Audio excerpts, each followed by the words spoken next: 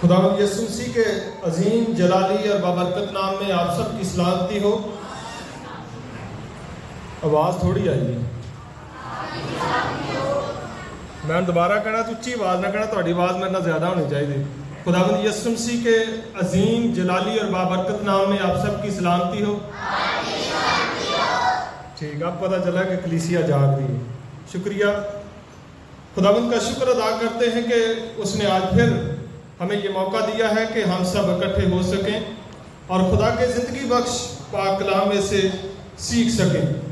ہمیشہ انسان کو سیکھنے کی ضرورت رہتی ہے کیونکہ انسان کمزور ہے، اور جیسے جیسے انسان زندگی گزارتا ہے اس کو پتہ چلتا ہے کہ ابھی بہت ساری چیزیں سیکھنے کی باقی ہیں۔ کرنتھیوں کے خط میں لکھا ہوا ہے کہ جس طرح جاننا چاہیے ویسے اب تک کوئی بھی نہیں جانتا، جیسے جاننا چاہیے ویسے اب تک کوئی بھی نہیں جانتا۔ تو اس لیے لازمی ہے کہ ہر دفعہ جب بھی ہم خدا کے پاک کلام کی بات کو سیکھتے ہیں تو بڑی توجہ کے ساتھ غور سے سنیں اور سیکھیں تاکہ اس سے ہماری زندگی تبدیل ہو سکے۔ چند ایک سوالات آپ سے کروں گا اور اس کے بعد ہم خدا کے پاک کلام کو باقاعدگی کے ساتھ سیکھیں گے۔ کس کس کا یہ یقین ہے کہ جادو اثر کرتا ہے؟ جس جس کا یقین ہے کہ جادو اثر کرتا ہے وہ اپنا ہاتھ کھڑا کرے۔ ایک بچے نے کیا، ابھی مسکان نے۔ آزادی کے ساتھ اس میں کوئی سزا نہیں ہے۔ 3 لوگوں نے ہاتھ کھڑا کیا، 4 آپ نے بھی کیا ہے، 4 لوگوں نے ہاتھ کھڑا کیا ہے کہ جادو جو ہے وہ اثر کرتا ہے۔ یہ بات صحیح ہے کہ جادو اثر کرتا ہے، لیکن کن پر کرتا ہے؟ دوسرا سوال یہ ہے کہ جادو کن پر اثر کرتا ہے؟ جن کا خداوند یسوع مسیح پر ایمان نہیں، جو یسوع کے خون خریدے ہوئے نہیں ہیں، ان پر جادو ضرور اثر کرتا ہے۔ لیکن جو یسوع کے خون خریدے ہوئے لوگ ہیں ان پر کوئی جادو، کوئی تعویذ، کوئی فال، کوئی کسی قسم کا اثر نہیں ہو سکتا کیونکہ وہ یسوع کے خون سے خریدے ہوئے ہیں۔ آپ کو پتا ہے کہ بعض دفعہ جب کسی کا بچہ چھوٹا ہوتا ہے تو بچہ روتا ہے تو جو پرانی ہماری انٹیاں ہیں یا دادیاں یا امیاں ہیں وہ کیا کہتی ہیں؟ ماچس دیاں کنیاں تیلیاں لو، 7 تیلیاں لو تو بچے تو وار کے کتنے سٹو؟ چولہے سے سٹو۔ کیا خدا ان ماچس کی تیلیوں کا محتاج ہے؟ میں نے پچھلی دفعہ خدا کی قدرت پر پیغام دیا تھا کہ ہمارا خدا صاحب قدرت ہے، وہ کمزور نہیں ہے۔ میں نے کوئی چیز بنانی ہے تو مجھے مٹیریل کی ضرورت پڑے گی۔ مثال کے طور پر یہ گلاس بنانا ہے تو گلاس کے لیے شیشے کا مٹیریل ہوگا تب یہ گلاس بنے گا۔ یہ بلڈنگ جو بنی ہے آپ کے سامنے، اگر مجھے یہ بلڈنگ بنانی ہے تو مجھے سیمنٹ بھی چاہیے، اینٹ بھی چاہیے، ریت بھی چاہیے، بجری بھی چاہیے، سریا بھی چاہیے، پھر جا کر یہ بلڈنگ بنے گی۔ اور خدا نے جب آسمان کو بنایا تو کس کے ساتھ بنایا؟ سریے کے ساتھ، سیمنٹ کے ساتھ، اینٹوں کے ساتھ۔ کس کے ساتھ بنایا؟ کسی بھی چیز کے ساتھ نہیں، بلکہ خدا نے کہا ہو جا تو ہو گیا۔ خدا قدرت والا خدا ہے، خدا کمزور نہیں ہے۔ میں تقریباً 2-3 دفعہ ہو گئے یہی بتانے کی کوشش کر رہا ہوں کہ ہمارا خدا کمزور نہیں ہے۔ خدا کو مت کمزور سمجھے۔ رومیو کے خط کے 4 باب کی 17 آیت میں لکھا ہوا ہے کہ جو مردوں کو زندہ کرتا اور جو چیزیں نہیں ہیں ان کو اس طرح بلا لیتا جیسے وہ پہلے سے موجود ہیں۔ خدا نے جب آسمان اور زمین کی تخلیق کی، مجھے بنایا، آپ کو بنایا، تمام انسانوں کو، حیوانات کو، پرندوں کو، درختوں کو بنایا، تو خدا نے کون سی چیز لی تھی؟ پیدائش کی کتاب کا 1 باب پڑھ کر دیکھیں، وہاں پر کیا لکھا ہے؟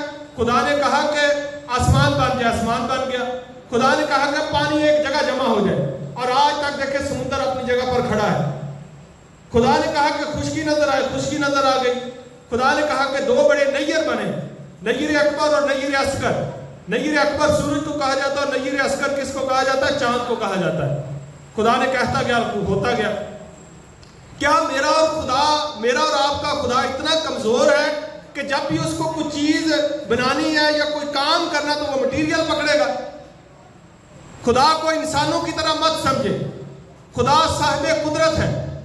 اب آپ کو پتا کہ نہیں، یعقوب کا خط جب ہم پڑھتے ہیں تو یعقوب ایوب نبی کی کتاب میں لکھا ہوا کہ ایوب نبی خدا کے ساتھ بحث کرنے لگا. تو خدا نے اس سے پوچھا کہ تو اگر دانشور ہے تو مجھے بتا کہ ماں کے پیٹ میں ہڈیاں کون بناتا ہے؟ بچہ جب ماں کے پیٹ میں ہوتا ہے تو اس کی ہڈیاں کون بناتا ہے؟ وہ خدا اتنا قدرت والا خدا ہے، جہاں تک ہماری رسائی نہیں خدا وہاں تک بھی کام کرتا ہے. خدا نے ایوب نبی سے سوال کیا کہ اگر تو دانشور ہے تو بتا جب میں زمین کی بنیاد رکھ رہا تھا تو اس وقت کہاں تھا؟ چند ایک سوال خدا نے اس کے ساتھ کیے. اس کے بعد ایوب نبی کے پاس کوئی جواب نہ رہا اور وہ خاموش ہو گیا. اس لیے پہلی بات آپ اپنے ذہن سے یہ نکال دیں کہ ایمانداروں پر جادو اثر کرے گا. ایمانداروں پر جادو اثر نہیں کرے گا. جن لوگوں نے توبہ کی ہے، خداوند یسوع مسیح کو قبول کیا ہے، بپتسمہ لیا ہے، ان پر کبھی جادو اثر نہیں کرے گا. کتاب مقدس میں کیا لکھا ہوا ہے؟ ہر اچھی بخشش اور کامل انعام اوپر سے ہے. کس کی طرف سے ہے؟ اوپر سے، یعنی نوروں کے باپ کی طرف سے، جس میں نہ کوئی تبدیلی آ سکتی ہے، نہ گردش کے سبب سے سایہ پڑتا ہے. تبدیلی کون لے آ سکتا ہے؟ آپ جو یہاں پر والدین بیٹھے ہیں، آپ جب کوئی بچوں کو چیز دے دیتے ہیں تو واپس لیتے ہیں؟ پھر نہیں لیتے نا.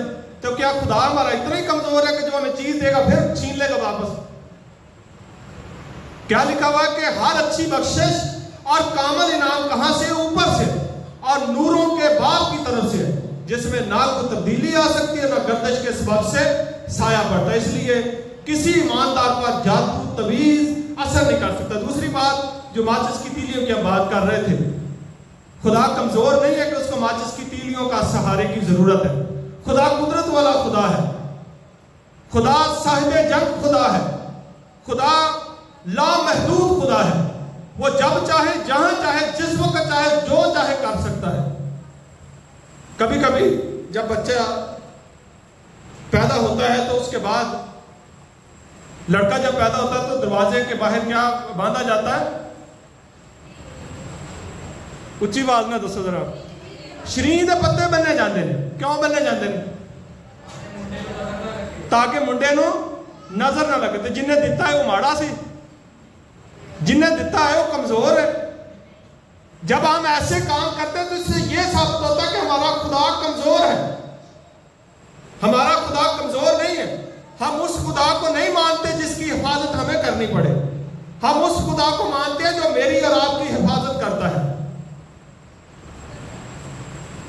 ہم اس خدا کو مانتے ہیں جو ہماری حفاظت کرتا ہے. اور بائبل مقدس میں مثال دی گئی ہے، ان چڑیوں اور پرندوں کو دیکھو، ہوا کے پرندوں کو دیکھو، نہ بوتے ہیں نہ کاٹتے ہیں، تو بھی تمہارا آسمانی باپ ان کو کیا دیتا ہے؟ خوراک مہیا کرتا ہے. پتھر میں جو کیڑا ہوتا ہے اس کو کون خوراک مہیا کرتا ہے؟ خدا مہیا کرتا ہے. اس لیے ہمارا خدا کمزور نہیں ہے. وہ ماچس کی تیلیوں کا محتاج نہیں ہے. وہ کسی اور چیز کا محتاج نہیں ہے. مجھے اچھے طریقے سے اس بات کا تجربہ ہوا ہے. ایک دفعہ میں ٹرین میں سفر کر رہا تھا اور کسی کی کال آئی کہ ان کی بیٹی میں بدروہیں ہیں تو دعا کریں. اب میں اس وقت تھا تقریباً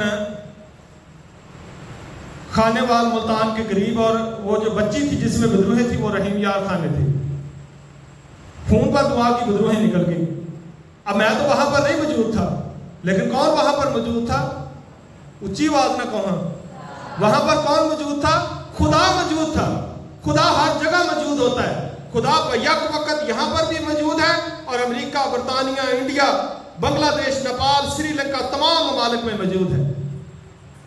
خدا کمزور نہیں ہے. خدا کو کبھی بھی کمزور نہ سمجھے. اسی لیے پاک کلام میں کیا لکھا ہے؟ ہر اچھی بخشش اور کامل انعام اوپر سے اور نوروں کے باپ کی طرف سے ہوتا ہے، جس میں نہ کوئی تبدیلی آتی ہے، نہ گردش کے سبب سے سایہ پڑتا ہے.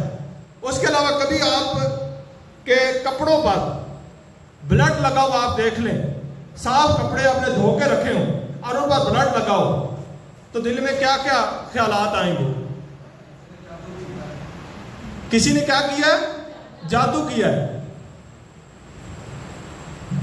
تو جادو کی کرے گا ساڈا؟ وہ جادوگر جڑا خدا تو بہت بڑا ہے. آپ میرے ساتھ ایک حوالہ نکالیں پرانے اہدنامہ میں سے گنتی کی کتاب. جن کے پاس بائبل ہے وہ ضرور کھولیں.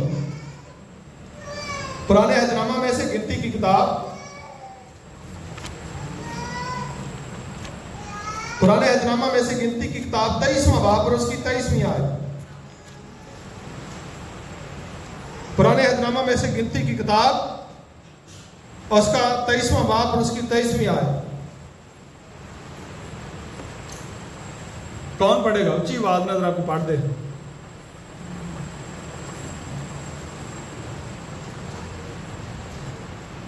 ہاں جی پڑھے. یعقوب پر کوئی افسون نہیں چلے گا.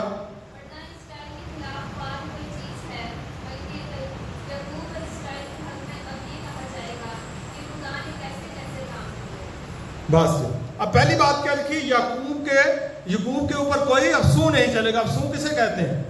جادو کو. اور اسرائیل کے خلاف کوئی فال نہیں کھولی جائے گی. فال سمجھتے ہیں؟ جو جادو کے سسٹم کو سمجھتے ہیں ان کو پتا ہوگا کہ جب بھی کسی جادوگر کے پاس جائیں تو وہ کہتے ہیں جی کتاب کھلوانی، کتاب کھولی جائے گی تھوڑی. اس کو کیا کہتے ہیں؟ فال کہتے ہیں. جو کھول کر آپ کو بتائیں گے کہ گزرے وقت میں آپ کے ساتھ کیا ہوا، آئندہ ایام میں آپ کے ساتھ کیا ہوگا. یہ سب کیا ہے؟ گمراہ کن ہے. آپ نے اگر اعمال کی کتاب پڑھی ہو تو وہاں پر ایک شمعون جادوگر کا ذکر آتا ہے جو بڑے عرصہ سے وہاں پر جادو کرتا تھا اور اس نے اپنے جادو سے بڑے عرصہ سے لوگوں کو حیران کر رکھا تھا. لیکن جب خدا کا بندہ مرد خدا فلپس وہاں پر گیا، اس نے انجیل کی منادی کی اور معجزات کیے، تو شمعون جادوگر جو تھا ان معجزوں کو دیکھ کر اور خدا کے کلام کو سن کر کیا ہو گیا؟ توبہ طائب ہو گیا اور اس کے پاس آ کر توبہ کی اور بپتسمہ لیا اور یسوع پر ایمان لے آیا. جادوگروں کا کوئی وجود نہیں ہوتا. وہ ان کو گمراہ کرتے ہیں جو خدا سے ناواقف ہوتے ہیں. وہ ان کو ڈراتے ہیں جو بائبل مقدس کو نہیں سمجھتے.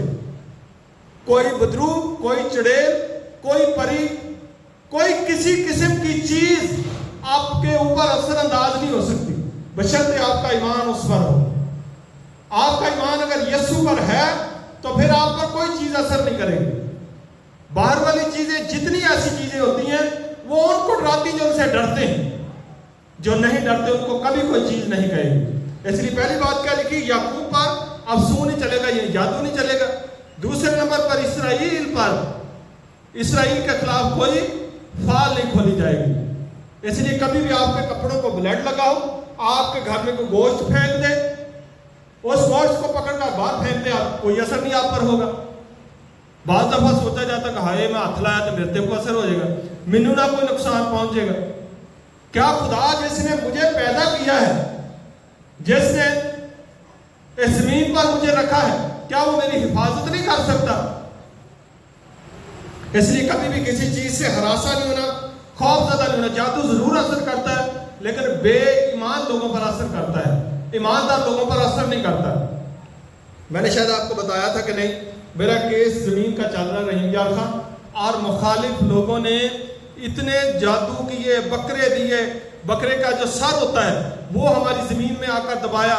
پھر ان کا ایک جادو کا طریقہ ہوتا ہے کہ 7 گز کفن کا کپڑا لے کر اس کے اوپر میرے نام لکھ کر انہوں نے ہماری زمین میں آ کر دبا دیا. وہ کپڑا بھی ہمیں مل گیا پر میرے اوپر آج تک کوئی جادو کا اثر نہیں ہوا. اور ان کے جس کے پاس وہ جادو جا کر کرواتے تھے اس جادوگر نے ان کو بتایا کہ اس بندے کے اوپر آپ کا جادو نہیں چلے گا کیونکہ وہ بائبل پڑھنے والا بندہ. اس وقت میں پادری نہیں تھا. اب تو آپ کہیں گے کہ آپ پادری ہیں اس لیے. اس وقت میں پادری نہیں تھا، میں صرف بائبل ہی گھر میں پڑھتا تھا.